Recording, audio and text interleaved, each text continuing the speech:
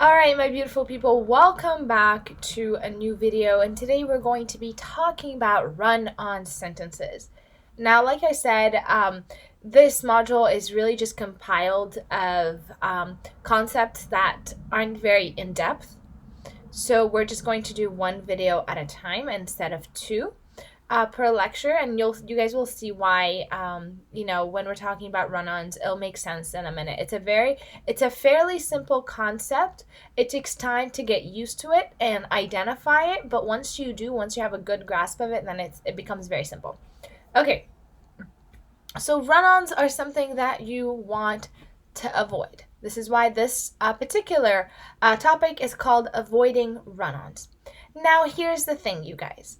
Run-ons, it's like this long sentence that's not connected properly. It's not correct in a sense that it just keeps going and going and going without any punctuation. That's why it's called run-on, as if it's kind of running along just continuously without a stop. So we want to add the correct punctuation to the run-ons. So what do we have, you guys? This passage is called There's No Such Thing as Too Much Barbecue, Part 1. And you are going to go ahead and, again, listen to this via this link that's over here. Read it, find out any words that you don't know. If you have any questions, let me know. All right, so you guys, a quick grammar review. Remember in the last video we talked about independent clauses and dependent clauses. Also, we call the clause as independent, or the independent clause as just clause. We're going to write independent. Damn it. Okay, there we go. All right, so independent clause, and what is an independent clause? It is a subject and a verb plus the complete idea. For example, Maria loves tacos.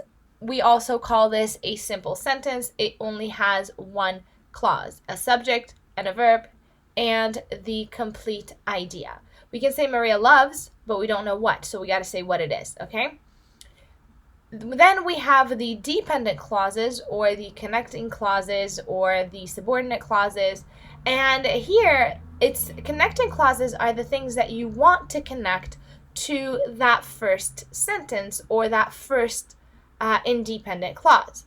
Now, we can connect to independent clauses via the FANBOYS that we talked about before, right? We can do that through these connectors, which would be Maria loves tacos and she loves fish, okay?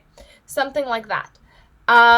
And that would be connected through and. So the example that we have here is Maria loves tacos and her brother likes tequila. Now, these two sentences are connected with a conjunction, which again are the FANBOYS. You guys remember them?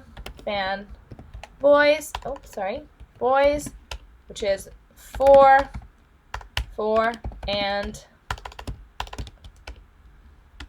nor, but, or, yet, and so, okay? So that's one way to remember them as FANBOYS. They are connected with usually something like that. And as we can see, as we've said before, that these are two independent clauses that we want to put together because they are related. Okay, somehow we found that these two things are connected together, so we want to put these ideas together.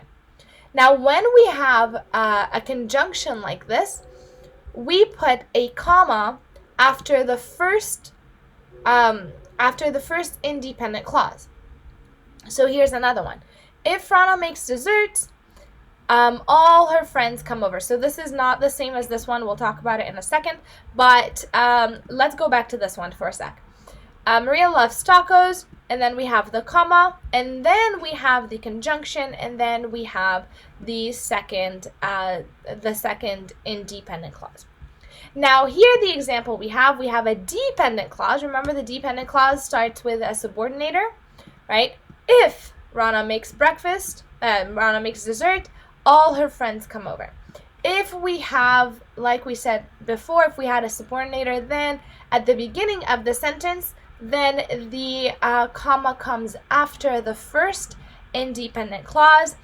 If the coordinator is in the middle of the sentence, meaning after the first independent clause, then we do not have a comma. Okay, so to make things clear, this alone is a dependent clause. Okay, an independent clause. But because we have if, it becomes a dependent clause. Okay, so if this was without the if, then it would be Rana makes dessert. That would be an independent clause. But because there is if, then it becomes a dependent clause. A dependent clause, because it's depending on the second clause, which is over here, to make sense. We can't just say if Rana makes dessert. That's not complete. We have to make sure that there's something more. And like we said, if the if comes at the beginning, or the because, or the although, or whatever it is, the subordinator that we are using, if it comes at the beginning, then there is a comma after the first independent clause, which is attached to the subordinator, and if it comes after, or if it comes in the middle, then there is no comma. So what is a run-on sentence, you guys? A run-on sentence is, like we said earlier, it just keeps going. It's a sentence without the correct punctuation. It has too many dependent clauses or too many independent clauses that are just hanging out without any correct form of connections. Okay? So the definition is a run-on sentence either has too many independent clauses or two independent clauses that are not connected correctly. So there are two types of run-on sentence: first sentence and comma splices. Okay, so the first one connects two clauses without a connector. Okay, she writes music, he plays guitar. This is an independent clause, and so is this one. We cannot have them right next to each other without the right punctuation. There's no punctuation at all there. So we have to divide it in some way or another. So what do? The correct way to do this is that we can either connect them with one of the fanboys, or if we want to leave them as two independent clauses, we can put a semicolon. She writes music, he plays guitar. Okay? The other one is comma splice, and these are connecting two clauses with a comma, right? She writes music, he plays guitar. In this case, we can't put a comma because there is no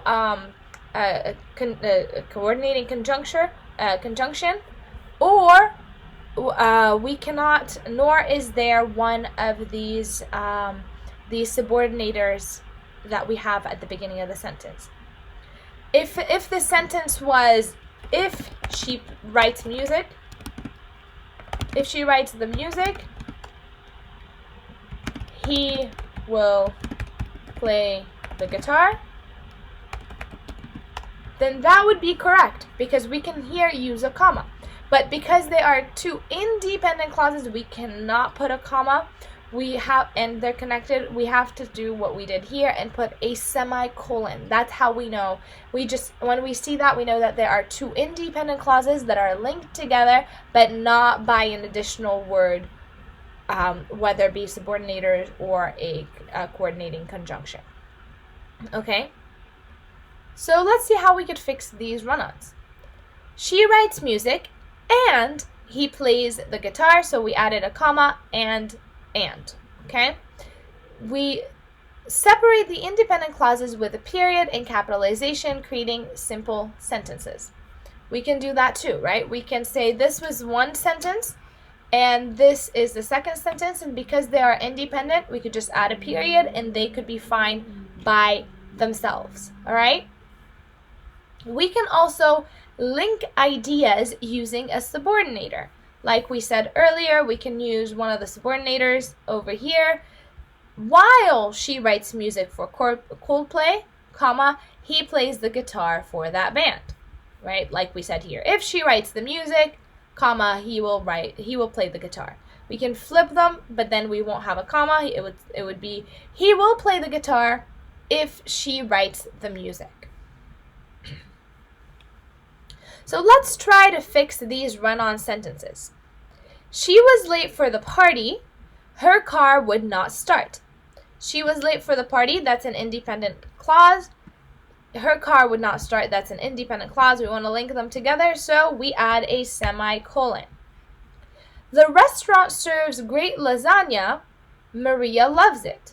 So this is one.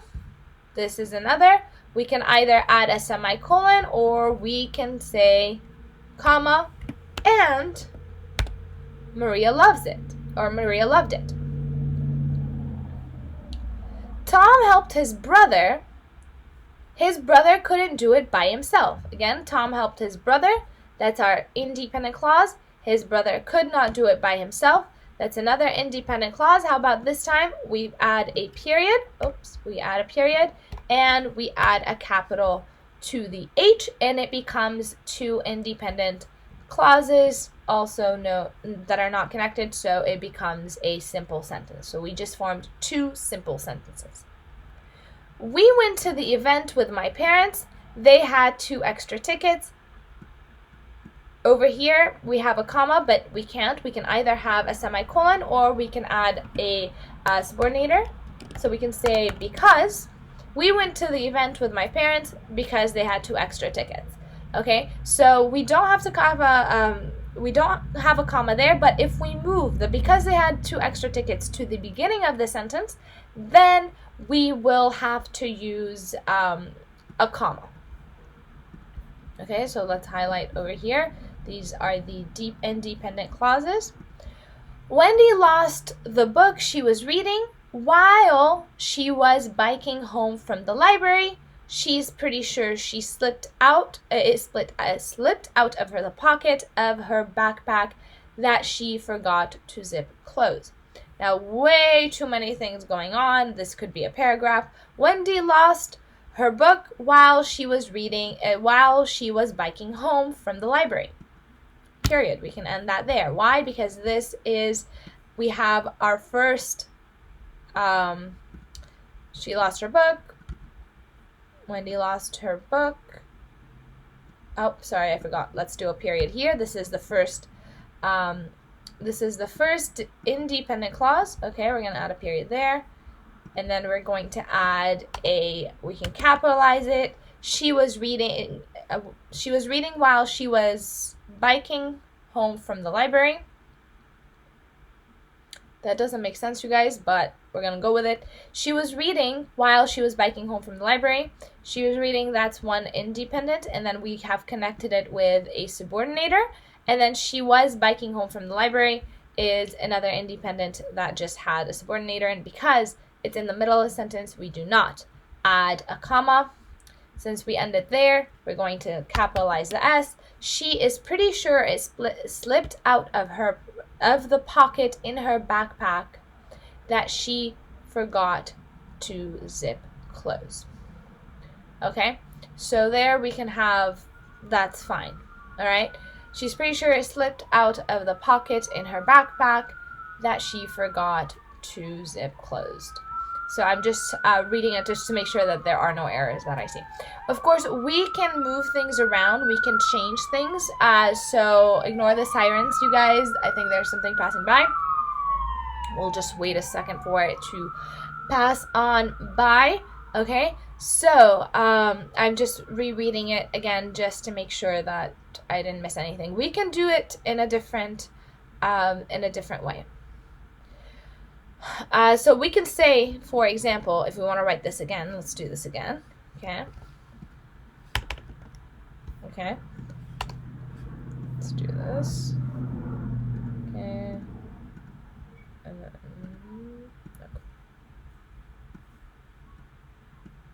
okay, there we go. All right. So Wendy lost her book.